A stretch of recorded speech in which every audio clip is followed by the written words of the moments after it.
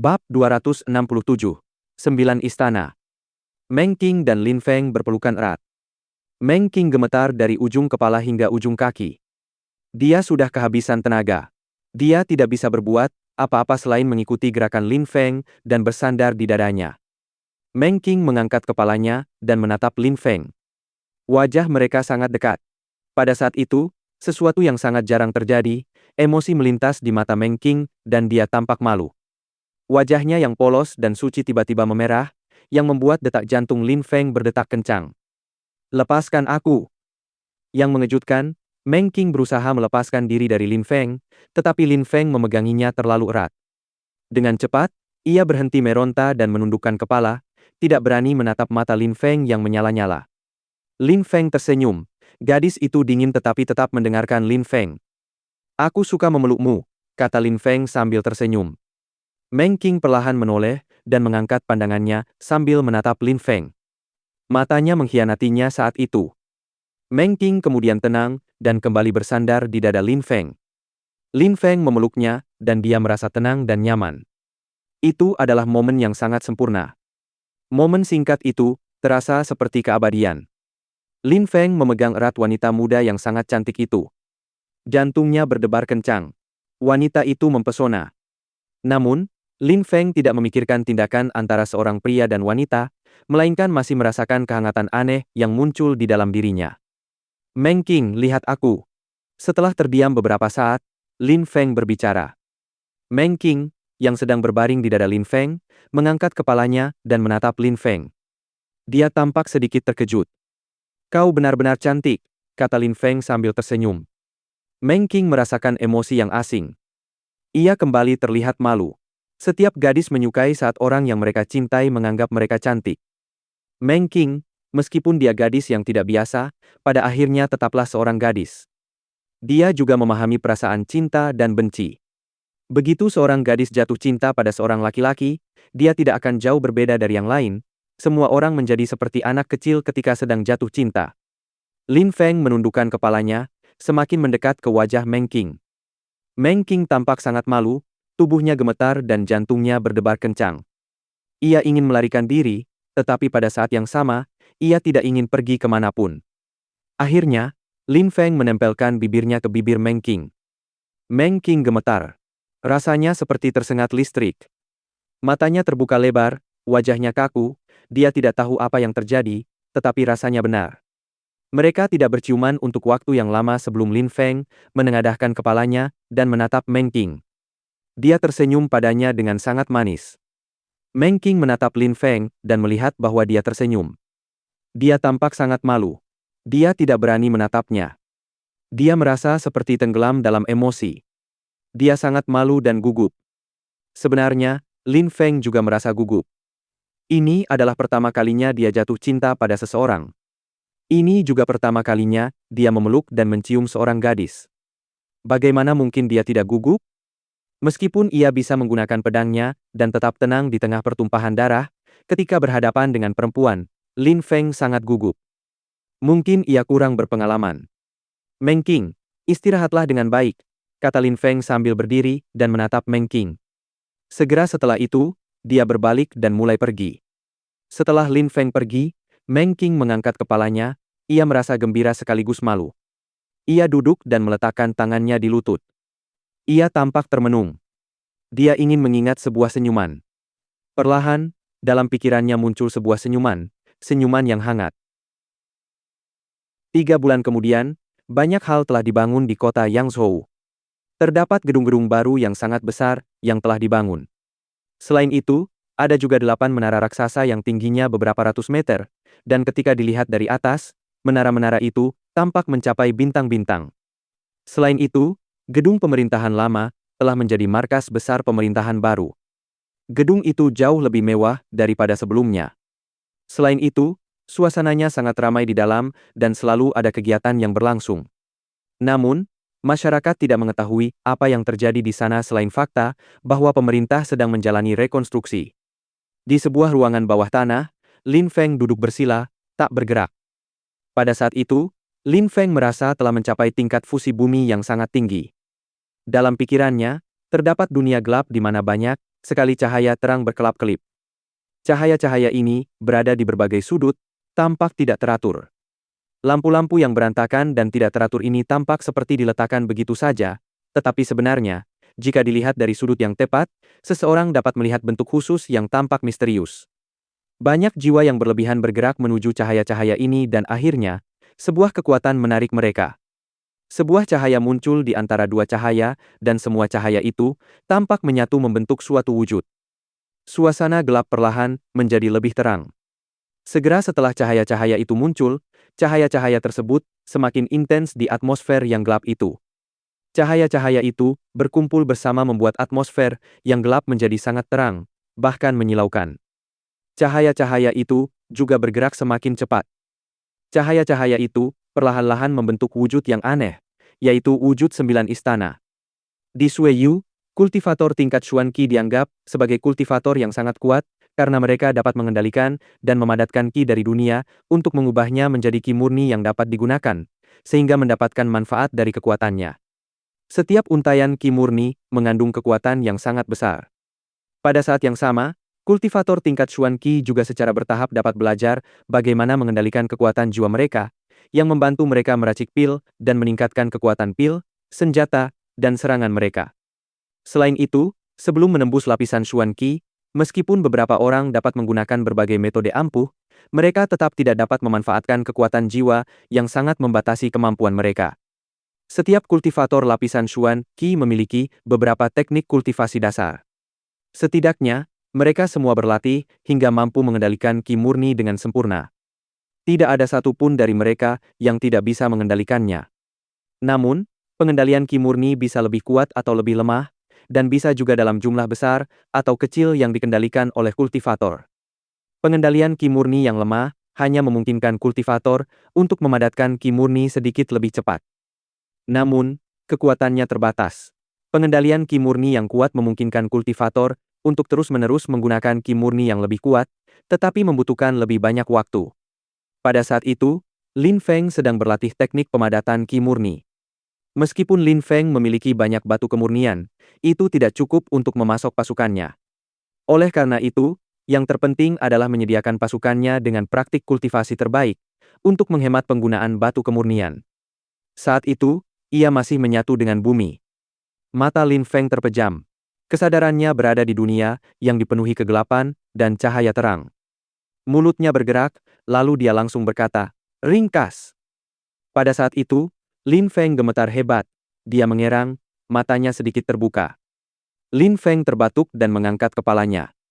Dia melihat sekelilingnya. Ada cahaya menyilaukan yang mengelilinginya dan perlahan-lahan mengembun. Ketika cahaya terakhir menyatu dengan yang lain, aura yang sangat menyilaukan muncul. Ada 9 istana dan mereka mulai menyerap Qi murni langit dan bumi. Lin Feng tidak tahan dengan rasa sakitnya, tetapi bentuk-bentuk yang muncul membuatnya tersenyum. 9 istana kecil pemadatan Qi, sungguh teknik yang ampuh.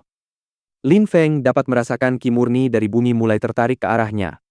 Menara kultivasi, Akademi Surgawi, menyediakan sejumlah besar Qi murni.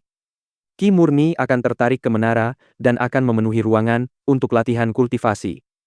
Lin Feng kini juga mampu memadatkan Qi murni. Kesembilan istana kecil ini sudah sangat kuat. Pengetahuan yang ditransmisikan oleh kultivator lapisan Zun Qi kepadaku, seperti yang diharapkan, luar biasa. Sekarang aku telah mempelajari jiwa berlebih dan dapat memunculkan 100 jiwa berlebih. Jiwaku juga menjadi jauh lebih kuat, ditambah dengan fusi bumi. Jika aku tidak memiliki semua hal ini, aku tidak akan mampu memadatkan Qi hingga tingkat seperti ini, bisik Lin Feng. Jiwanya yang sangat kuat memberinya kesempatan untuk menjadi jauh lebih kuat. Teknik jiwa berlebih serta fusi bumi sangat diperlukan baginya dalam hal memadatkan Qi murni. Beberapa saat sebelumnya, orang-orang di gedung pemerintahan tercengang. Di atas mereka di langit muncul sebuah pola, tampak seperti 9 istana, tetapi kemudian, dalam sekejap mata, pola itu menghilang lagi. Mereka baru saja merasakan Qi murni seolah-olah seluruh Qi langit dan bumi bergerak menuju mereka. Pada saat yang sama, di sekitar gedung pemerintahan, banyak orang juga tercengang. Mereka juga merasakan Qi murni yang muncul dari bumi, seolah-olah ada kekuatan aneh yang menyerap Qi murni yang kuat dari langit dan bumi. Hanya kultivator tingkat Xuan Qi yang sangat kuat yang mampu memadatkan Qi murni seperti itu. Setelah orang-orang merasakan Qi tersebut, mereka semua melihat ke arah yang sama, yaitu gedung pemerintahan. Bab 268. Sungai Surgawi. 2 bulan kemudian, gedung-gedung pemerintahan tampak sangat berbeda, seolah-olah sebuah kota kecil baru telah dibangun di dalam kota Yangzhou. Area pemerintahan jauh lebih besar dari sebelumnya. Terdapat istana, paviliun, dan bahkan sebuah kastil di dalam area tersebut. Semuanya tampak megah dan memberikan kesan kekuatan dan kehebatan militer. Selain itu, tampaknya pembangunan masih belum selesai. Mereka belum membangun benteng pertahanan karena masih melakukan perluasan dan rekonstruksi. Selain pasukan Qi Xie yang sedang membangun berbagai hal, di dalam wilayah pemerintahan juga terdapat orang-orang lain. Ada beberapa orang yang dipekerjakan untuk membantu dan beberapa lainnya yang bekerja sebagai sukarelawan. Pada saat itu di kota Yangzhou, semua orang ingin pergi ke wilayah pemerintahan dan senang melakukan pekerjaan kasar karena ada sejumlah besar Qi murni yang tampaknya terkumpul di sana, yang berarti bahwa itu adalah tempat yang sangat bermanfaat bagi para kultivator. Dalam perjalanan kultivasi, Qi murni langit dan bumi dapat mengubah tulang, daging, darah, dan meningkatkan kultivasi. Seorang kultivator tidak akan pernah menolak lingkungan yang kaya akan Qi murni. Selain itu, di kota Yangzhou, tidak banyak orang yang memiliki batu kesucian.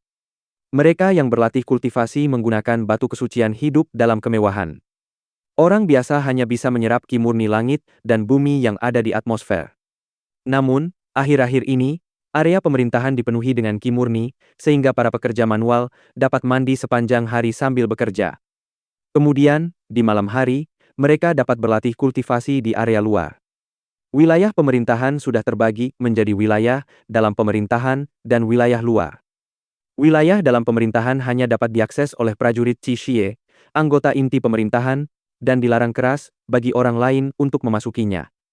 Jika seseorang mencoba memasukinya, mereka akan dieksekusi di tempat.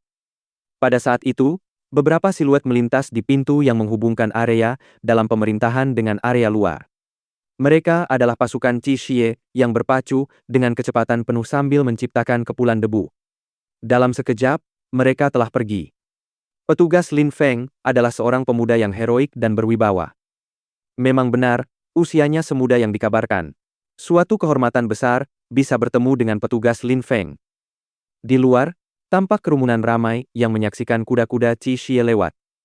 Mata mereka berbinar-binar penuh kegembiraan. Akhir-akhir ini, di kota Yangzhou, Lin Feng telah menjadi legenda, sebuah mitos. Namanya ada di bibir semua orang. Melihat Lin Feng adalah suatu kehormatan bagi mereka. Selain itu, meskipun Lin Feng adalah Markuis Yangzhou, mereka lebih suka memanggilnya petugas Lin Feng. Istilah perwira terdengar agung dan berwibawa, sangat sesuai dengan status Lin Feng. Ngomong-ngomong, pernahkah kamu melihat pacar petugas itu? Dia mengenakan kerudung indah seperti makhluk surgawi. Tentu saja aku pernah melihatnya. Meskipun kita tidak bisa melihat wajahnya, aku bisa menebak bahwa dia adalah wanita yang luar biasa. Perwira itu tidak mungkin bersama seorang gadis yang tidak cocok dengannya. Mereka jelas-jelas serasi. Orang-orang memberikan berbagai komentar. Pada saat itu, kuda Lin Feng sudah melesat melewatinya. Meng Qing, semua orang bilang kau pacarku, kata Lin Feng di atas kudanya sambil melirik Meng Qing yang berlari kencang di sampingnya. Lin Feng tersenyum, dia jelas-jelas mendengar apa yang dikatakan orang-orang itu. Meng Qing melirik Lin Feng, tetapi tidak mengatakan apapun. Namun Lin Feng terus tersenyum tulus. Dulu, Meng Qing selalu dingin dan tanpa ekspresi. Akhir-akhir ini, setidaknya dia menatapnya, yang bisa dianggap sebagai sebuah kemajuan. Sekelompok kuda Qi Xie meninggalkan wilayah pemerintahan, dan kemudian segera meninggalkan kota Yangzhou juga, berlari kencang menuju jalan kuno. Celestial River adalah kota kuno dengan sejarah yang berawal jutaan tahun yang lalu. Kota kuno yang megah itu, meskipun telah melewati berbagai tantangan waktu, masih memiliki suasana kota kuno. Di gerbang masuk, terdapat ukiran binatang buas yang sangat artistik di atas batu. Itu adalah binatang buas legendaris, seekor phoenix. Api menyala di punggung sayapnya. Binatang itu dipenuhi dengan Qi kuno. Celestial River juga memiliki julukan lain, Phoenix City. Kota Celestial River terletak di tengah-tengah negara Sueyu. Kota ini dikelilingi oleh hamparan gurun yang tampak tak berujung. Jika mata memandang sejauh mata memandang, yang terlihat hanyalah pasir kuning. Namun, posisi geografis tersebut tidak memengaruhi perkembangan kota yang merupakan pusat perdagangan besar, salah satu yang terbesar di Sueyu. Kota ini dipenuhi dengan berbagai bisnis yang berkembang pesat, termasuk bidang real estate dan berbagai industri perdagangan. Penduduk lokal sangat jarang. Sejak awal waktu, Sungai Surgawi telah menjadi kota tempat orang datang untuk melakukan transaksi dan mencari barang-barang yang paling mereka inginkan. Seiring waktu, populasi lokal hampir punah dan sebagian besar penduduknya adalah pelaku bisnis. Ada sebuah pepatah di Sueyu yang mengatakan, jika kamu membutuhkan sesuatu, kamu akan menemukannya di Sungai Surgawi. Di Sungai Surgawi, jumlah rata-rata kultivator yang sangat kuat juga lebih tinggi daripada rata-rata nasional, bahkan sampai-sampai memiliki beberapa kultivator terkuat di negara itu. Mereka yang tidak memiliki kultivasi tinggi merasa malu untuk pergi ke sana, mengingat mereka akan sering bertemu dengan kultivator-kultivator kuat. Di jalanan, ketika seseorang melihat kultivator tak dikenal lainnya, mungkin dia adalah kultivator tingkat Lingqi atau bahkan tingkat Xuanqi. Hal itu turut membuat kota tersebut semakin menarik. Pada saat itu, di luar Sungai Surgawi, sekelompok kuda Cixie sedang berlari kencang di atas pasir kuning yang dikelilingi oleh awan debu kuning. Mereka berlari menuju Sungai Surgawi. Kelompok itu hanya terdiri dari 3 orang, Lin Feng dan 2 orang lainnya. Lin Feng dan Meng Qing berpacu di depan, dan Badao, yang mengenakan topeng, mengikuti mereka. Akhir-akhir ini, Badao tampak lebih tertutup. Ia juga mampu mengendalikan agresivitas dan amarahnya dengan lebih baik. Meng Qing, Sungai Surgawi menjalankan politik yang sangat liberal, kau bisa masuk sesuka hatimu. Namun, di dalam, bisa berbahaya, orang-orangnya kejam dan tak kenal ampun. Seseorang tidak boleh menyembunyikan keberadaannya atau mereka mungkin diserang oleh orang lain, kata Lin Feng kepada Meng Qing. Gaya hidup Meng Qing dulunya sangat berbeda, jadi Lin Feng berusaha sebaik mungkin untuk menceritakan sebanyak mungkin hal kepadanya. Baiklah, kata Meng Qing sambil sedikit mengangguk. Lin Feng menoleh dan melihat ke depan. Dari sebelah kiri, 2 kuda lapis baja bergegas memasuki kota di hadapan mereka. 2 kultivator lapisan Lingqi ke-9, bisik Badao di belakang Lin Feng dan Meng Qing. Lin Feng tercengang. Seperti yang diduga, rumor tentang Sungai Surgawi itu benar. Pada saat itu, mereka bergegas melintasi gurun kuning, lalu tiba di jalan yang terbuat dari batu biru yang mengarah ke gerbang kota. Namun pada saat yang sama, 2 siluet turun dari udara dan mendarat di bawah gerbang kota Phoenix, menghalangi jalan mereka. Lin Feng, Badao, dan Meng Qing menahan kuda mereka yang mulai berlari kecil dan akhirnya berhenti. Mereka menatap 2 siluet yang berada di depan mereka. Mereka adalah 2 pria, berusia sekitar 30 tahun. Salah satunya tampak dingin dan gelap, sementara yang lain memiliki senyum jahat di wajahnya. Orang-orang ini jelas tidak berada di sini dengan niat baik. Apa yang kau inginkan? Tanya Lin Feng dengan nada dingin. Setiap orang yang ingin memasuki kota harus membayar biaya 10 batu kesucian kualitas sedang, yang berarti kalian bertiga harus membayar total 30 batu kesucian. 300 batu kesucian kualitas rendah juga tidak masalah, kata orang yang tersenyum jahat itu. Lin Feng mengerutkan kening. Celestial River adalah kota kebebasan. Kau bisa masuk dan keluar sesuka hati. Sejak kapan kau harus membayar pajak? Lagi pula, kalaupun ada pajak, kenapa aku harus membayarkannya padamu? Kata Lin Feng dengan nada acuh tak acuh. Karena aku yang bilang begitu. Jadi tak perlu bicara omong kosong, kata orang berwajah jahat itu dengan marah ketika mendengar Lin Feng. Ekspresi wajah Lin Feng berubah dingin. Beberapa saat yang lalu, 2 orang memasuki kota, dan kedua orang ini tidak menghentikan mereka. Ketika mereka tiba, orang-orang ini turun. Mereka kemungkinan besar mengira mereka lemah. Seperti yang diperkirakan, Sungai Surgawi adalah surga bagi kultivator kuat dan neraka bagi kultivator lemah. Bagaimana jika aku tidak memberimu apapun? Kata Lin Feng dengan nada acuh tak acuh. Bagaimana kalau kau tidak memberiku apapun? Tanya pria dengan senyum jahat itu. Meskipun Sungai Surgawi dipenuhi oleh kultivator yang sangat kuat, tidak semuanya kuat. Lin Feng masih sangat muda dan memiliki bakat alami yang tinggi, tetapi seberapa kuatkah kultivator muda jika dibandingkan dengan para tetua mereka? Orang muda seperti Lin Feng adalah target favorit kedua pria ini. Mereka selalu ditempatkan di atas gerbang kota dan mencuri batu kesucian. Sangat mudah untuk mendapatkan batu kesucian, karena orang-orang yang datang ke Sungai Surgawi seringkali membawa semua uang mereka untuk membeli barang. Jika kau tidak memberikannya, kau akan mati, kata orang yang menyeringai jahat itu. Dia melepaskan ki yang mematikan. Mengorbankan 3 nyawa untuk 30 batu kemurnian kualitas sedang. Apakah kau yakin itu keputusan yang tepat? Tanya orang yang menyeringai jahat itu. Ki-nya semakin pekat. Tidak perlu, aku yakin, kata Lin Feng sambil berbalik dan memacu kudanya ke depan. Kedua pria itu tersenyum dingin dan berkata, apakah kau pikir kau bisa pergi begitu saja? Namun, tepat saat mereka selesai berbicara, badau bergegas menghampiri mereka sambil melepaskan ki yang mengerikan. Pada saat itu, ki badau berubah menjadi energi pedang, sangat tajam dan sedingin es. Pada saat itu, ekspresi wajah kedua pria ini berubah drastis. Ki pedangnya sangat kuat, ada juga kekuatan pedang. Selain itu, ki tersebut memiliki kekuatan pada lapisan ki ke-7, yang setara dengan level mereka. Mati!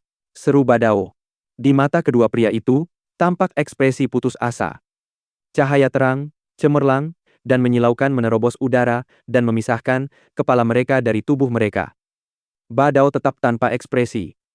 Ayo pergi, kata Lin Feng, dan ketiga orang itu memasuki Sungai Surgawi. Pada saat itu, di kejauhan, terlihat beberapa siluet, 2 anak laki-laki dan 1 anak perempuan. Ketika mereka melihat kedua kepala itu terbang menjauh, mereka menarik napas dalam-dalam. Pedang yang sangat kuat dan dahsyat, kata gadis itu dengan suara rendah. Ketiga orang ini telah tiba di Sungai Surgawi lebih awal, tetapi karena 2 orang ini, mereka tidak berani memasuki kota dan mencoba bersembunyi di kejauhan. Badao segera membunuh kedua pria itu. Siapa orang yang memakai topeng itu? Dia pasti sudah menjadi ahli kekuatan pedang. Kudengar murid inti kedua klan Hao Yu, sang ahli pedang, juga akan datang ke Sungai Surgawi, mungkinkah itu dia? Bisik gadis itu. Kedua anak laki-laki di sampingnya berkata, jika dia adalah ahli pedang, siapakah 2 orang lainnya? Gadis muda itu menggelengkan kepalanya, menandakan bahwa dia juga tidak tahu. Segera setelah itu, ketiga orang ini memasuki Sungai Surgawi. Bab 270. Paviliun Impian. Ketika anak-anak laki-laki dan perempuan yang duduk di meja, sebelah meja Lin Feng, dan teman-temannya melihat bahwa mereka tetap diam, mereka mencibir dan berhenti memandang mereka. Saudaraku, apakah kau tahu mengapa Leng Yu datang ke Sungai Surgawi? Tentu saja, dia datang ke Sungai Surgawi karena sebuah pedang, jawab seorang anak laki-laki. Oh? Seorang gadis muda tersenyum sambil memandang yang lain, lalu berkata, keahlian pedang Leng Yu sudah sangat tinggi, apakah masih ada pedang yang bisa menarik perhatiannya? Mungkin itu pasti pedang yang luar biasa. Pedang pemecah bulan, itu adalah senjata spiritual berkualitas tertinggi, bagaimana menurutmu? Kata seorang pemuda dari sekte Hao Yu sambil tersenyum. Semua orang terpukau dan terkejut. Seperti yang diharapkan, sang ahli pedang datang untuk pedang pemecah bulan. Mereka semua telah mendengar bahwa pedang itu tersedia di Sungai Surgawi pada waktu itu. Banyak orang datang karena pedang itu.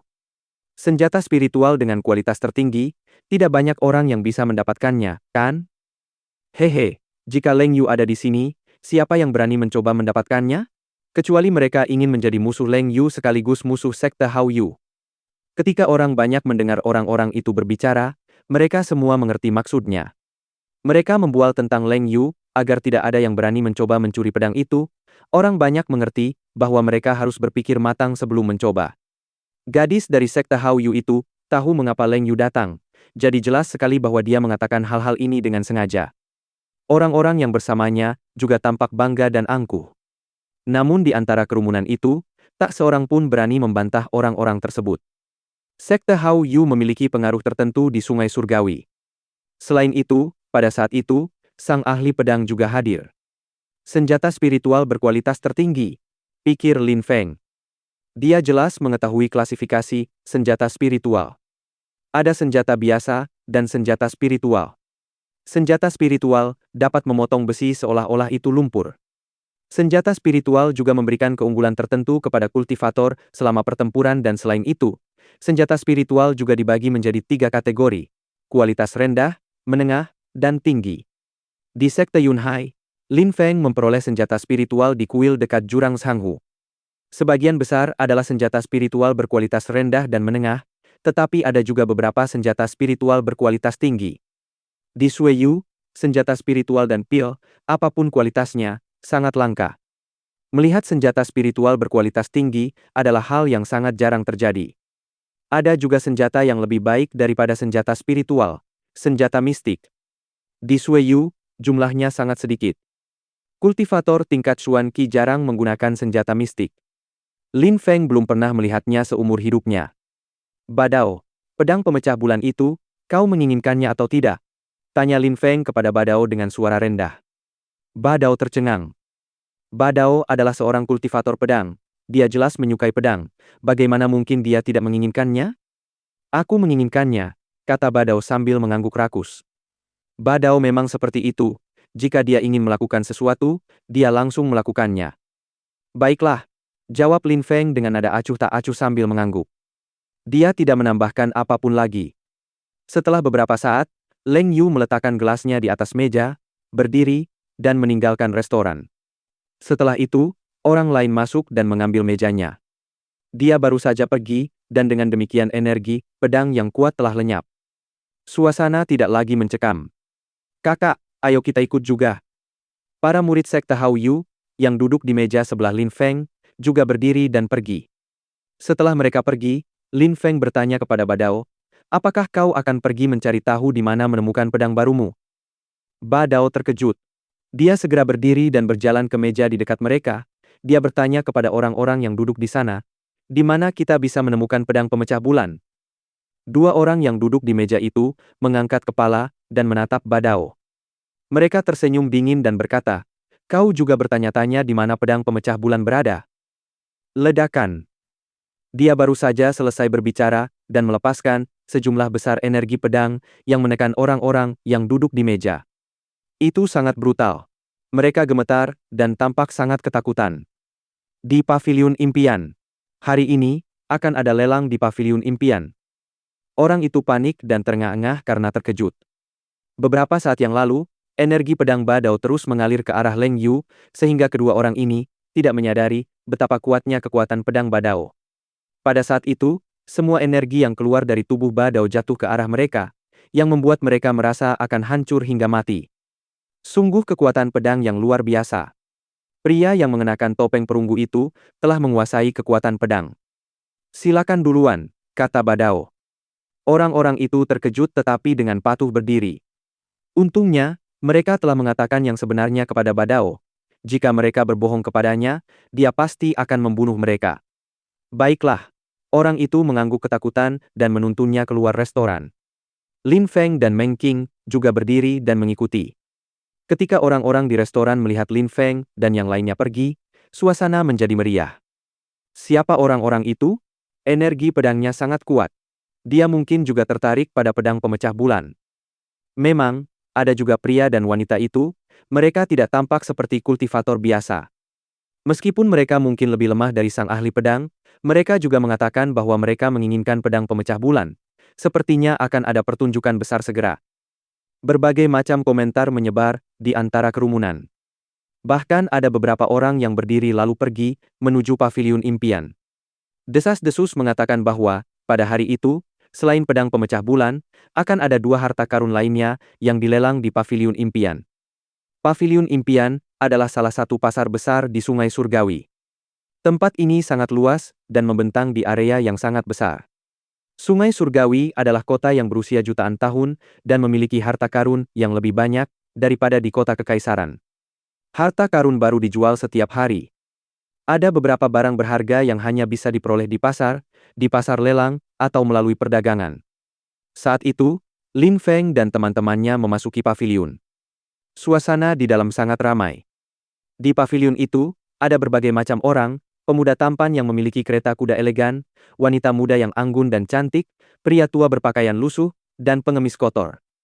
Sebagian orang berada di sana untuk berjualan, sementara sebagian lainnya mencari berbagai macam barang. Tuan, sebuah jurus Xuan berkualitas tinggi, apakah Anda tertarik? Pada saat itu, seorang pria parubaya berjalan di samping Lin Feng dan berbicara dengan suara rendah. Lin Feng terkejut. Kemudian dia tersenyum, menggelengkan kepalanya dan berkata, Saya tidak membutuhkannya, terima kasih. Ketika pria parubaya itu mendengar Lin Feng, dia tidak bersikeras dan langsung pergi, seolah-olah tidak terjadi apa-apa. Ada apa? Tanya Lin Feng bingung sambil menatap seseorang di dekat mereka. Tuan, ini pasti kunjungan pertama Anda ke Celestial River. Benar sekali, kata Lin Feng sambil mengangguk. Pantas saja, kata orang itu seolah tiba-tiba mengerti. Ia melanjutkan, Sungai Surgawi adalah pasar terbesar di Sueyu, di sini, ada berbagai cara berjualan. Barang-barang yang diletakkan di tanah, adalah barang biasa dan murah. Tentu saja, ada pengecualian juga, beberapa penjual juga merupakan kultivator yang sangat kuat, dan karena itu, tidak takut meletakkan barang dagangan mereka di tanah, mereka tidak keberatan, siapa yang berani datang dan mencuri barang-barang mereka. Cara kedua untuk menjual barang, adalah dengan mencari orang yang bersedia bertukar barang dengan Anda. Misalnya, orang itu beberapa saat yang lalu membutuhkan batu kesucian. Itulah sebabnya dia mencari seseorang yang membutuhkan keahlian, yang bersedia memberinya batu kesucian sebagai gantinya. Ada juga cara ketiga untuk menjual barang, yaitu melalui lelang. Anda dapat melelang barang-barang Anda di paviliun impian dan menjualnya di lelang mereka. Mengapa orang-orang bertukar barang dengan orang lain dan tidak membawanya ke lelang? Tanya Lin Feng bingung. Biaya di paviliun impian cukup rendah dan selain itu, mereka bisa menjual barang dengan harga lebih tinggi. Ada banyak alasan. Salah satunya adalah mereka hanya menjual 10 barang per hari. Jika Anda ingin memberikan barang untuk dijual, Anda perlu memberikannya 3 hari sebelumnya, lalu mereka akan memilih barang yang ingin mereka jual. Jika barang Anda ditolak, mereka akan mengembalikannya kepada Anda. Banyak orang tidak mau melalui prosedur yang merepotkan itu. Selain itu, barang-barang biasa tidak dapat dijual di lelang. Lalu, ada beberapa orang yang paranoid dan tidak ingin menunjukkan apa yang mereka miliki kepada orang lain, itu membuat mereka khawatir. Jika mereka membawa barang-barang ke pasar lelang, mereka merasa tidak aman. Oleh karena itu, mereka lebih memilih pergi dan mencari sendiri, yang pada dasarnya, seperti mencari jarum di tumpukan jerami. Ketika Lin Feng mendengar kata-kata itu, dia mengangguk sebagai tanda bahwa dia telah mengerti. Memang, ada berbagai macam kemungkinan.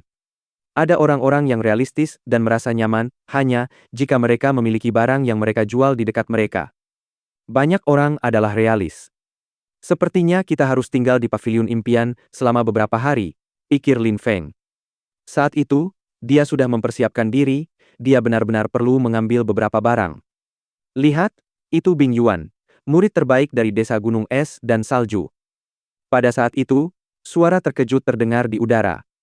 Banyak orang menoleh ke satu arah. Mereka melihat sekelompok orang yang dipimpin oleh seorang pria berwajah dingin dan garang, Bing Yuan, yang telah bergabung dengan desa gunung es dan salju setelah pejabat tinggi Luo Sue pergi ke kota kekaisaran. Bab 271. Penghinaan. Lin Feng melihat ke arah yang sama dengan orang-orang lain dan melihat Bing Yuan. Sungguh pemuda yang dingin. Di desa pegunungan es dan salju, hanya pemilik roh es dan salju yang diterima. Semua keterampilan yang mereka praktikkan adalah keterampilan es. Ketika kelompok orang itu tiba, suasana di sana tiba-tiba terasa jauh lebih dingin. Lapisan Ling Qi ke-9, kata Badao. Lin Feng mengangguk lemah.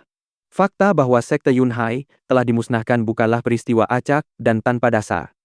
Setahun sebelumnya, sekte Yunhai memang merupakan sekte terlemah dari semua sekte terbesar. Hal itu terlihat jelas ketika melihat murid-murid dari sekte lain.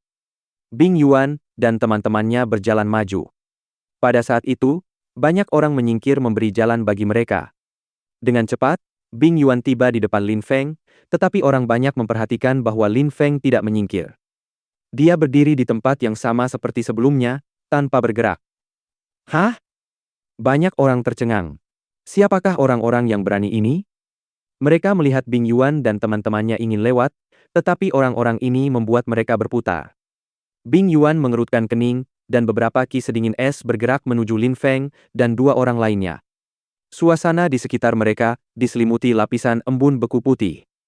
Dengan sangat cepat, tubuh Lin Feng diselimuti lapisan es. Lin Feng masih berdiri di posisi awalnya dengan tenang dan tenteram. Sebuah kekuatan tak terlihat muncul, pakaian Lin Feng berkibar di udara. Dalam sekejap, es di sekitar tubuhnya lenyap tanpa jejak, seolah-olah tidak pernah ada apapun. Apa yang sedang terjadi? Kerumunan orang tercengang. Dalam sekejap mata, Es di sekitar tubuh Lin Feng telah menghilang. Sepertinya orang itu sangat kuat. Pantas saja dia tidak bergerak meskipun Bing Yuan berusaha melewatinya, pikir banyak orang saat itu. Mereka mulai memperhatikan Lin Feng. Dia tampak sangat misterius. Aku Bing Yuan dari desa Gunung Es dan Salju, siapa kau? Tanya Bing Yuan kepada Lin Feng dengan suara yang sangat dingin. Embun beku menyelimuti tubuhnya. Lin Feng, kata Lin Feng acuh tak acuh. Anehnya, ketika Bing Yuan mendengar namanya, pupil matanya menyempit. Lin Feng. Dia sudah sering mendengar nama itu di sektenya. Para tetua sekte sering membicarakannya. Setengah tahun sebelumnya, dia telah membakar sebuah kota dan terkenal di kota kekaisaran karena semua tindakannya. Para kultivator kuat yang tergabung dalam sekte-sekte terbesar tentu tahu siapa dia.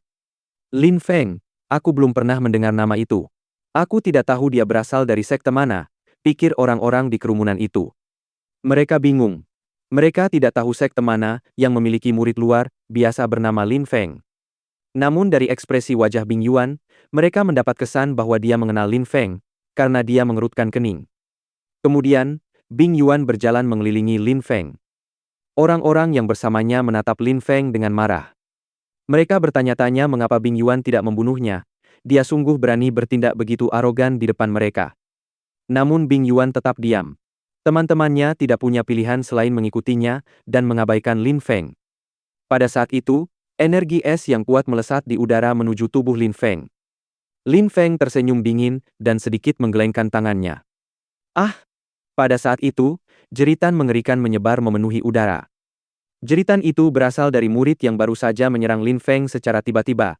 Lengan yang digunakannya untuk menyerang kini, hanya tersisa lapisan kulit di bahunya dan kultivasinya pun lumpuh.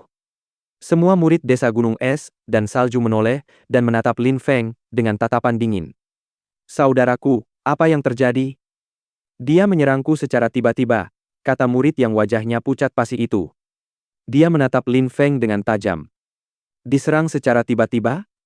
Lin Feng melangkah maju dan melepaskan ki yang cepat dan ganas. Ki itu menyerbu seluruh atmosfer. Orang itu mulai gemetar lalu mengerang. Dia ketakutan. Dia menatap Lin Feng, dan darah mulai mengalir dari mulutnya. Kau berani membunuhku, kata orang itu dengan suara gemetar. Seketika itu juga, otot-otot wajahnya rileks dan ia ambruk menimpa orang yang berada di belakangnya. Ia baru saja meninggal, namun matanya tetap terbuka dengan ekspresi terkejut. Lin Feng baru saja membunuhnya di depan sekelompok murid. Mereka tidak pernah menyangka dia akan begitu berani. Kerumunan itu tercengang, terdiam, dan menatap Lin Feng dengan saksama. Sungguh berani, dia telah membunuh murid itu di depan semua muridnya dari desa Gunung Es dan Salju, termasuk Bing Yuan. Seolah-olah aku perlu menyerangmu secara tiba-tiba, kata Lin Feng dengan nada acuh tak acuh. Pria itu baru saja mengatakan bahwa Lin Feng telah menyerangnya secara tiba-tiba. Lin Feng tidak ingin membuang-buang kata, jadi dia segera membunuhnya. Lin Feng jauh lebih kuat darinya dan tidak takut pada para murid, dia berani membunuhnya seketika di depan mereka semua. Apakah Lin Feng perlu menyerangnya secara tiba-tiba? Pria itu jelas hanya ingin memfitnah Lin Feng. Orang-orang di kerumunan itu mengangguk tak terlihat. Memang, dengan kekuatan dan keberanian Lin Feng, mustahil baginya untuk menyerang orang itu secara tiba-tiba. Murid itu hanya berbohong. Lin Feng memandang acuh tak acuh para murid desa Gunung Es dan Salju, dan lebih tepatnya Bing Yuan. Apa yang ingin mereka lakukan? Bing Yuan tampak murung.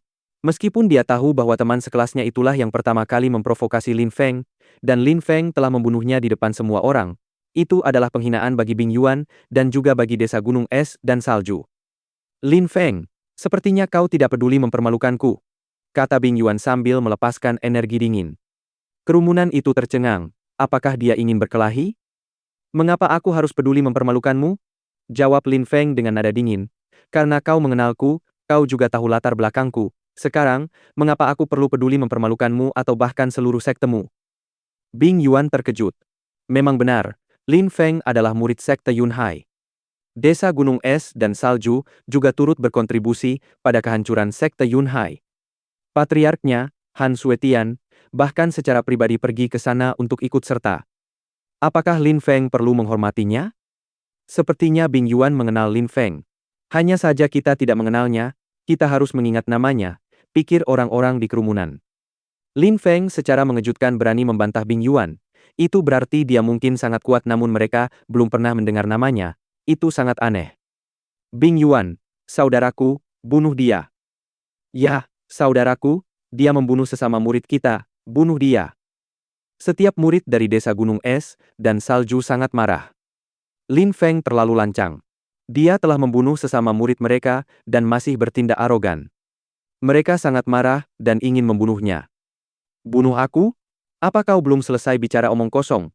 Kata Lin Feng sambil melirik murid itu. Lin Feng memprovokasi mereka untuk mencoba membunuhnya. Dia sangat agresif. Dia mengajak orang-orang ini untuk menyerangnya dan melihat hasilnya. Ekspresi wajah mereka mengerikan. Namun, mereka tidak berani menyerangnya. Lin Feng hanya sedikit menggerakkan tangannya dan membunuh sesama murid mereka. Selain itu, Bing Yuan tampak ragu-ragu. Orang itu sangat kuat, mereka hanya bisa mencoba membujuk Bing Yuan untuk menyerang, tetapi Bing Yuan juga tidak berani menyerang. Kekuatan Lin Feng tak terukur. Dia sudah menembus lapisan Ling Qi ke-7 dan itu sudah lebih dari setengah tahun yang lalu, dia mungkin jauh lebih kuat sekarang, pikir Bing Yuan sambil menatap Lin Feng. Kemudian dia berpikir, lagi pula, aku datang ke Sungai Surgawi karena suatu alasan dan itu tidak ada hubungannya dengan Lin Feng. Yang terpenting adalah aku membeli barang yang kubutuhkan. Ketika Bing Yuan memikirkan situasi tersebut, ia tiba-tiba merasa lega. Ia harus tetap dalam kondisi prima, karena ia memiliki hal-hal yang lebih penting untuk dilakukan. Dibandingkan dengan hal-hal yang harus ia lakukan, kematian rekannya tidak berarti apa-apa. Ayo pergi, kata Bing Yuan sambil mulai berjalan pergi. Langkah itu membuat semua orang tercengang. Ayo pergi? Bing Yuan tiba-tiba pergi. Apakah dia takut bertarung melawan Lin Feng? Para murid desa Gunung Es dan Salju bahkan lebih terkejut. Bing Yuan tidak ikut bertarung? Rekan murid mereka yang telah meninggal tidak akan dibalaskan? Ayo pergi, kata Bing Yuan dengan sangat dingin yang membuat mereka gemetar. Segera setelah itu, mereka kembali menatap Lin Feng dengan tajam lalu pergi. Mereka tidak berani membantah Bing Yuan. Di desa pegunungan, Bing Yuan sangat kuat dan agresif. Siapapun yang berani menentangnya akan dihukum. Saat itu, mereka tidak tahu mengapa dia tidak membalas dendam atas kematian muridnya. Apakah dia takut pada Lin Feng? Lin Feng memperhatikan mereka pergi, dia tampak tenang dan tenteram. Segera setelah itu, dia melanjutkan berjalan-jalan di sekitar paviliun impian. Sesaat kemudian, dia tiba di depan sebuah lapak milik seorang lelaki tua yang menjual bahan-bahan pil dan berjongkok. Pak tua, berapa harga lumut spiritual itu? Tanya Lin Feng kepada lelaki tua itu. Lelaki tua itu mengangkat kepalanya, menatap Lin Feng dan berkata, 1 batu kemurnian kualitas rendah per batang. Silakan ambil sendiri. Saya ingin 100.000 batang, kata Lin Feng. Lelaki tua itu terkejut dan menatap Lin Feng dengan tatapan kosong. 100.000 batang. Meskipun lumut spiritual tidak terlalu berharga, 100.000 adalah jumlah yang sangat besar. Mengapa kamu membutuhkan begitu banyak lumut? Untuk meracik beberapa pil spiritual sanguin. Pil spiritual sanguine? Bahan apa lagi yang Anda butuhkan? Pupil mata Lin Feng menyempit, dia tahu bahwa dia telah menemukan orang yang tepat. Saya sedang membuat pil bumi murni, pil nafas roh, dan pil matahari merah. Ketika lelaki tua itu mendengar Lin Feng, dia terdiam sejenak, matanya berbinar-binar. Kemudian dia berkata, bagus sekali, kalau begitu kau butuh ramuan panas membara, tanaman sanguine, dan biji-bijian ki murni. Memang, aku butuh banyak bahan, kata Lin Feng sambil mengangguk. Sambil berjalan-jalan, Lin Feng mengamati para pedagang dan kekuatan mereka. Kekuatan lelaki tua itu tak terukur, badau pun tak mampu memperkirakannya. Karena itulah mereka datang kepadanya, sepertinya dia adalah seorang kultivator yang sangat kuat, yang selain itu juga bisa meracik pil. Bab 272, resepnya. Pria tua itu tersenyum dan menatap Lin Feng. Sepertinya kau datang dengan persiapan, tetapi apakah kau sudah tahu bahwa aku memiliki barang-barang ini? Pak tua, saya tidak tahu, tetapi seorang kultivator tingkat Xuan Qi yang menjual bahan-bahan pil di sini selalu mudah terlihat, kata Lin Feng sambil tersenyum hangat. Pria tua itu tersenyum dan menggelengkan kepalanya. Jangan panggil aku orang tua, kau bisa panggil aku Tuan Huo. Gadis di belakangmu itu juga sama misteriusnya. Tuan Huo. kata Lin Feng sambil semakin akrab dengan lelaki tua itu. Kemudian ia melanjutkan, Tuan Huo, saya baru saja memberitahu Anda apa yang saya butuhkan dan saya membutuhkan dalam jumlah besar. Apakah Anda tahu di mana saya bisa mendapatkan jumlah sebesar itu? Jika jumlah kecil sudah cukup bagi Anda, saya bisa membantu, tetapi jika Anda membutuhkan ratusan ribu, saya tidak punya solusi untuk Anda. Pria tua itu menggelengkan kepalanya. Ratusan ribu, itu jumlah yang sangat besar. Siapa yang mampu memetik tanaman sebanyak itu? Tapi kau bertanya padaku di mana kau bisa menemukannya. Ada tempat tapi kau tidak bisa pergi ke sana. Tidak bisa pergi ke sana? Lin Feng tercengang dan bertanya, jika aku meminta bantuanmu, apakah masih akan sulit? Pria tua itu mengerutkan kening dan menatap Lin Feng. Ratusan ribu adalah jumlah yang sangat besar. Aku tidak yakin bisa mendapatkan sebanyak itu. Selain itu, jika kau membutuhkan ratusan ribu dari setiap jenis herbal dan tanaman, meskipun tidak berharga, itu tetap jumlah yang sangat besar. Apakah kau tahu tentang pil darah roh? Tanya Lin Feng. Hah? Lelaki tua itu tercengang. Qi yang kuat muncul dari tubuhnya. Peningkatan Qi yang tiba-tiba itu membuat Lin Feng merasakan panas yang luar biasa seolah-olah dia akan terbakar hidup-hidup. Lelaki tua itu mungkin seorang ahli dalam menggunakan api. Orang-orang yang ahli dalam menggunakan api memiliki kemampuan tinggi dalam meracik pil dan membuat senjata. Tentu saja, jiwanya juga harus sangat kuat. Apa yang kau ketahui tentang pil darah roh? Tanya lelaki tua itu. Aku tahu tentang pil itu. Pil darah roh dapat mengubah pembuluh darah dan jiwa, membuat pembuluh darah dan jiwa seorang kultivator menjadi sangat kuat. Pil ini sangat bermanfaat bagi kultivator tingkat Xuan Qi.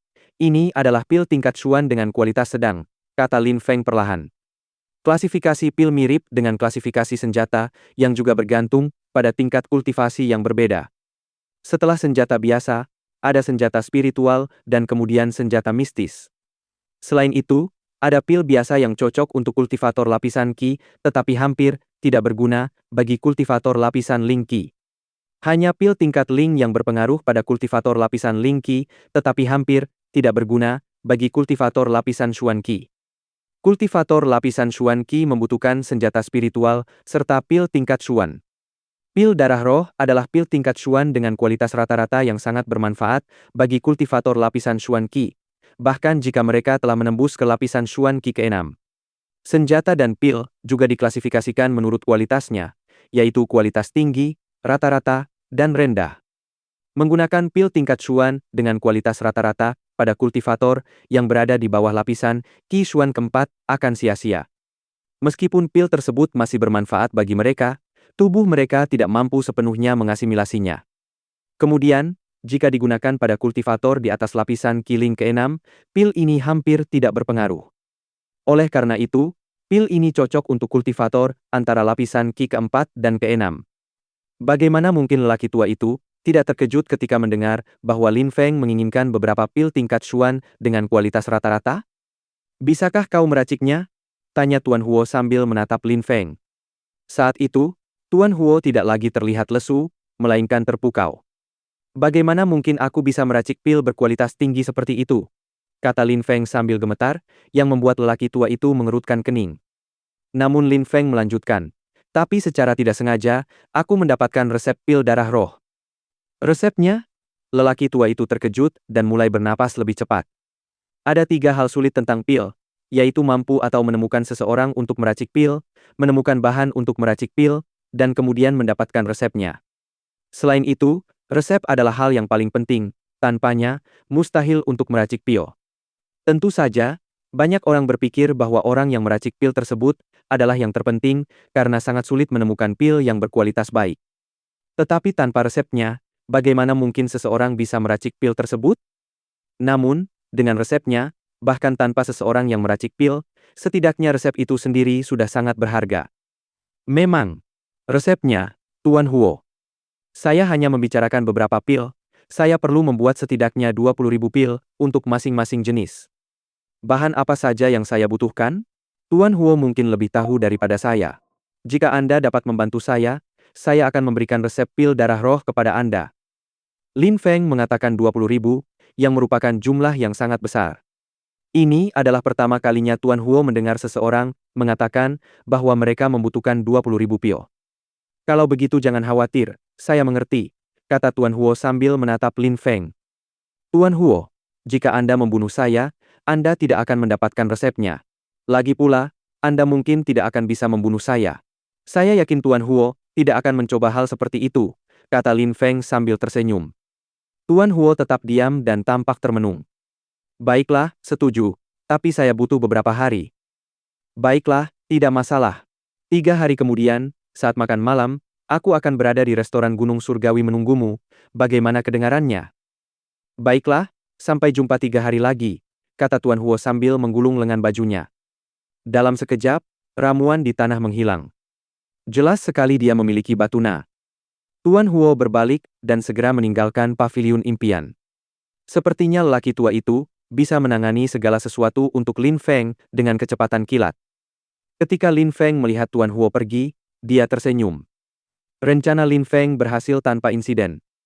Mengenai resep pil itu tidak akan menjadi kerugian bagi Lin Feng. Resep itu ada dalam ingatan yang diberikan oleh kultivator lapisan Zun Qi kepadanya. Dia hanya perlu menuliskannya di selembar kertas dan menyerahkannya. Lin Feng tidak akan kehilangan apapun dalam transaksi ini. Ayo pergi. Lin Feng mulai berjalan lagi menuju bagian dalam paviliun impian. Mereka bukan satu-satunya orang di sana. Saat itu, mereka dikelilingi oleh banyak orang yang berjalan ke arah yang sama, termasuk para pedagang yang sedang mengemasi barang-barang mereka. Lelang akan dimulai sekitar setengah jam lagi. Apakah Anda tahu apakah pedang pemecah bulan akan dijual hari ini atau tidak? Lin Feng bertanya dengan hormat kepada seseorang yang berjalan mendekati kelompok mereka. Orang itu telah melihat Lin Feng membunuh murid desa Gunung Es dan Salju, lalu mengabaikan Bing Yuan. Mereka juga pernah mendengar Lin Feng membicarakan pil tingkat Xuan dengan Tuan Huo. Orang yang penakut itu tidak percaya apa yang didengarnya. Selain Lin Feng yang juga sangat kuat, pria bertopeng perunggu yang mengikutinya mungkin hanyalah bawahannya. Pergi. Lupakan semua yang telah kau lihat dan dengar hari ini, kata Lin Feng dengan nada dingin dan acuh tak acuh. Orang itu kemudian mengangguk malu-malu dan berkata, mengerti. Setelah itu, orang tersebut pergi dengan perasaan tersinggung. Lin Feng mengabaikannya dan berjalan menuju pintu masuk lelang. Kemudian, Lin Feng berkata kepada 2 orang di pintu masuk, saya punya barang yang ingin dijual di lelang, dengan siapa saya harus berbicara? Ikutlah denganku, kata seseorang. Lin Feng mengikutinya dan memasuki ruang lelang. Tak lama kemudian, mereka tiba di sebuah ruangan tempat orang-orang sedang memilah berbagai barang. Ketika Lin Feng melihat semua barang itu, dia tercengang, ada begitu banyak barang yang ingin dijual orang di lelang. Orang yang menerima Lin Feng adalah seorang wanita yang sangat seksi. Kulitnya seputih salju, bahunya indah dan terbentuk dengan baik, dia memiliki payudara putih yang berkembang dengan sempurna. Dia sangat menarik. Apa yang ingin Anda jual, Tuan? Sebuah jurus tingkat di berkualitas rendah bernama Swift Leaf, serta 10 senjata spiritual berkualitas sedang, kata Lin Feng dengan nada dingin dan acuh tak acuh. Wanita seksi itu terceng astonished, senyum di wajahnya tiba-tiba berubah menjadi ekspresi wajah yang dalam dan penuh makna. Tuan, silakan ikut saya, kata wanita itu sambil berdiri. Kalian bisa menunggu di sini sebentar, kata Lin Feng kepada Meng Qing dan Badao. Segera setelah itu, ia memasuki ruangan rahasia bersama wanita itu. Di ruangan itu, barang-barang berantakan, jelas perlu dirapikan. Barang-barang ini adalah barang-barang yang telah dipilih untuk dijual di lelang. Tuan, tunjukkan kepada saya barang-barang yang ingin Anda jual di lelang, kata wanita yang datang di samping seorang pria tua. Baiklah. Kitab daun cepat muncul di tangan Lin Feng. Pada saat yang sama, di atas tanah, cahaya kecil berkilau dan tiba-tiba, 10 senjata spiritual muncul, dan cahaya cemerlang terpancar. Lin Feng menyerahkan jurus daun cepat kepada lawan bicaranya. Wanita itu memberikannya kepada lelaki tua yang memeriksanya. Segera setelah itu, lelaki tua itu mengangguk dan berkata, tidak masalah. Ini adalah jurus berkualitas sedang tingkat D. Senjata spiritualnya pun tidak ada masalah. Terima kasih, senior. Wanita itu tersenyum dan mengemas keterampilan serta senjata-senjata itu, lalu menyegel kotak tersebut untuk keamanan. Kemudian dia menulis beberapa catatan pada paket itu dan menyerahkan sebuah kartu giok kecil kepada Lin Feng. Tuan, barang-barang Anda akan dijual besok. Setelah lelang, Anda hanya perlu kembali dengan kartu giok, dan kami akan tahu barang mana yang milik Anda. Keuntungannya tidak akan sedikit dan Anda akan menerima semua batu suci Anda tanpa biaya.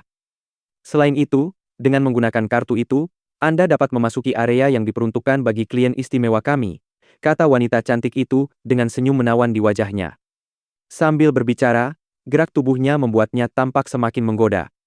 Tanpa biaya dan terjual besok, pikir Lin Feng. Prosedur normal seharusnya memakan waktu 3 hari, tetapi karena barang Lin Feng sangat berharga, dia mendapatkan beberapa hak istimewa. Mengenai hadiahnya, Lin Feng berpikir bahwa dia sudah memiliki banyak keberuntungan. Kenangan tentang kultivator kuat itu adalah harta miliknya yang paling berharga. Lin Feng mengangguk dan meninggalkan ruangan. Bab 273, Provokasi. Di area yang diperuntukkan bagi klien khusus, Lin Feng dan Meng Qing duduk di kursi empuk, sementara Badao berdiri di belakang mereka. Dari dalam stan mereka dan di balik tirai khusus, mereka dapat melihat dengan jelas seluruh ruang lelang yang besar. Pada saat itu, siluet yang anggun tiba-tiba muncul di depan. Itu persis wanita yang telah menerima Lin Feng sebelumnya. Saat itu, dia sudah berganti pakaian dan mengenakan cheongsam biru panjang yang menjuntai di lantai. Bahunya tidak tertutup dan gaunnya juga berpotongan rendah. Lin Feng merasakan sensasi yang aneh. Kilatan cahaya muncul di mata Meng Qing, lalu ia menatap tajam Lin Feng. Seolah Lin Feng merasakannya, ia menoleh dan sekilas menatap Meng Qing. Lin Feng tak kuasa menahan senyumnya, bibirnya sedikit bergetar. Pada saat itu, di area yang diperuntukkan bagi tamu kehormatan, ada seorang pemuda biasa yang tampak dingin seperti pisau. Kemudian, sekelompok orang, dengan wajah serius dan penuh hormat, berdiri di belakangnya. Lan Jiao semakin mempesona dari hari ke hari, kata Leng Yu dengan acuh tak acuh. Leng Yu, jika kau menyukai Lan Jiao, dia tidak akan menolak, sanjung seseorang yang berdiri di belakangnya. Leng Yu, dengan tatapan jahat, berkata, "Nah, kalau dia terlalu patuh, lalu apa gunanya? Aku lebih suka memotongnya dengan paksa." Ketika keempat orang lainnya mendengarnya, mereka saling pandang. Sang ahli pedang adalah orang yang sangat agresif dan licik. Dia tidak peduli apakah orang itu bersedia atau tidak, dia menikmati menggunakan pedangnya untuk menyiksa wanita. Keempat orang lainnya tidak akan pernah menyangka bahwa dia memiliki kecenderungan seperti itu, dia secara mengejutkan suka melukai mereka. Tidak mudah untuk datang ke Sungai Surgawi, aku menginginkan pedang itu, tetapi aku juga menginginkan beberapa wanita, kata Leng Yu dengan nada acuh tak acuh. Keempat orang lainnya terkejut. Sepertinya Lan Jiao tidak akan bisa lolos darinya. Mengapa dia harus memiliki tubuh yang begitu memikat dan, terlebih lagi, mengapa dia memperlihatkan begitu banyak bagian tubuhnya? Itu pasti membuat para pria ngiler. Pada hari itu, lelang berjalan normal, ada 10 barang. Lin Feng tidak tertarik pada barang-barang yang dipajang saat itu. Dia hanya duduk di sana dan menonton. Namun, saat Lan Jiao memperlihatkan barang ke-8, Lin Feng mulai tertarik. Itu adalah senjata spiritual tingkat Ling berkualitas tinggi, harganya 1000 batu kemurnian berkualitas sedang. Pada hari itu, banyak orang datang untuk mendapatkan pedang pemecah bulan. Pedang itu baru saja diperkenalkan dan harganya sudah dinaikkan menjadi 2000, yang sudah melebihi anggaran banyak orang. Senjata spiritual berkualitas tinggi memang berharga, tetapi 2000 batu kemurnian sangat mahal.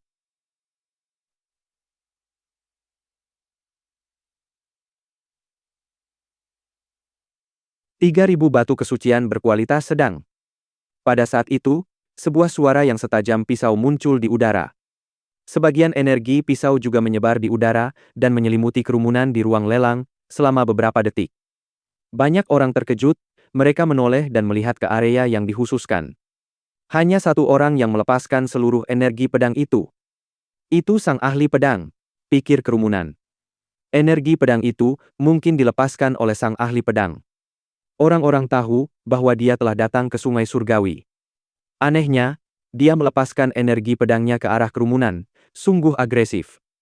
Namun, sang ahli pedang lebih kuat dan lebih berbakat daripada mereka. Selain itu, dia adalah murid sekte Hao Yu. Dia mampu bersikap agresif seperti itu. Dia sedikit lebih waspada di hadapan kultivator tingkat Xuan Qi, tetapi menghadapi orang-orang dengan tingkatan lebih rendah sama sekali tidak membuatnya takut. Setelah dia melepaskan ki pedang, jelas, seluruh suasana menjadi hening. 3001 batu suci berkualitas sedang. Pada saat itu, seseorang dengan suara dingin dan acuh tak acuh berbicara, memecah keheningan. Suara itu juga berasal dari area untuk tamu istimewa. Selain itu, orang itu tidak jauh dari Blade Master, hanya satu bilik yang memisahkan mereka. Hah? Leng Yu terkejut dan langsung berkata dingin, 4.000. 4.001, kata suara lain dengan nada dingin. Perlahan, ekspresi wajah Leng Yu berubah. Dia tiba-tiba melepaskan lebih banyak energi pedang ke arah orang itu. Blade Master, apa maksudnya ini? Ruang lelang seharusnya tempat yang adil dan tenang. Apa yang kau lakukan? Kata sebuah suara dingin yang terdengar menusuk dan agresif sambil memblokir energi pedang. Murid-murid desa pegunungan es dan salju. Kerumunan itu terkejut, mereka adalah penduduk desa pegunungan es dan salju, dan yang mengejutkan, seseorang berani memprovokasi ahli pedang. Hanya satu orang yang bisa melakukan itu. Bing Yuan, teriak sang ahli pedang dan melanjutkan, 5.000. 5.001. 8.000.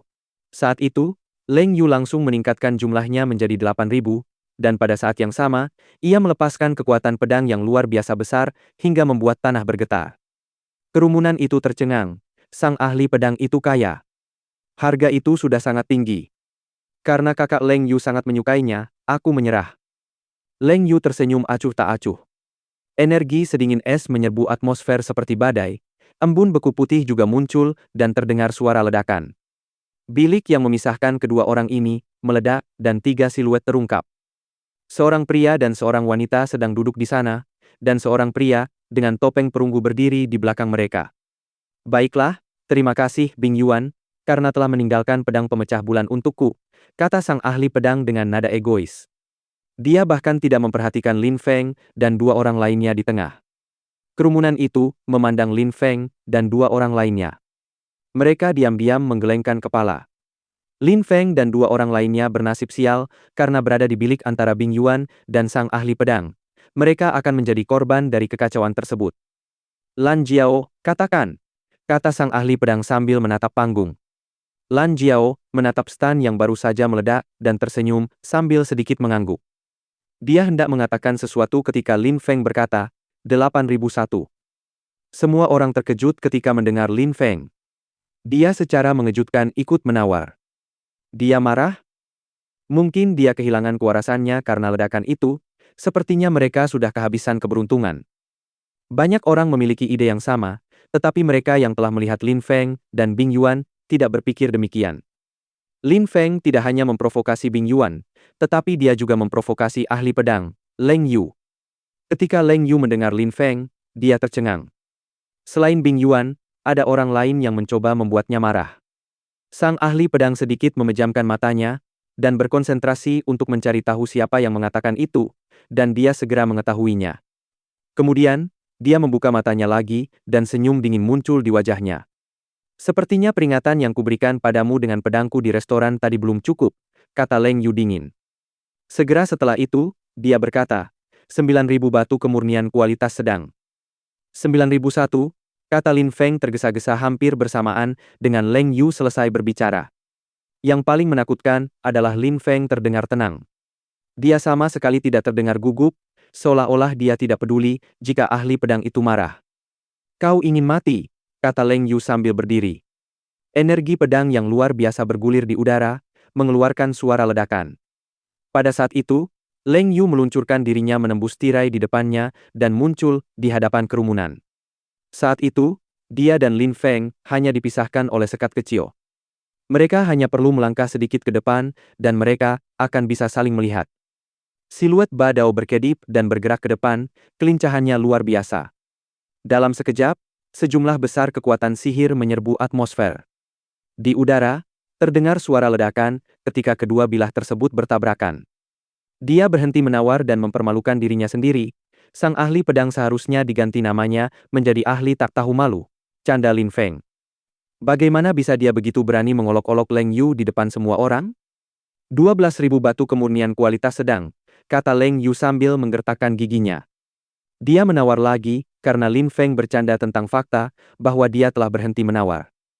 Hehe, seperti yang diduga, orang-orang dari sekte Hao Yu memiliki begitu banyak batu kesucian, kata Lin Feng sambil tertawa, lalu melanjutkan, senjata spiritual itu sekarang terlalu mahal untukku.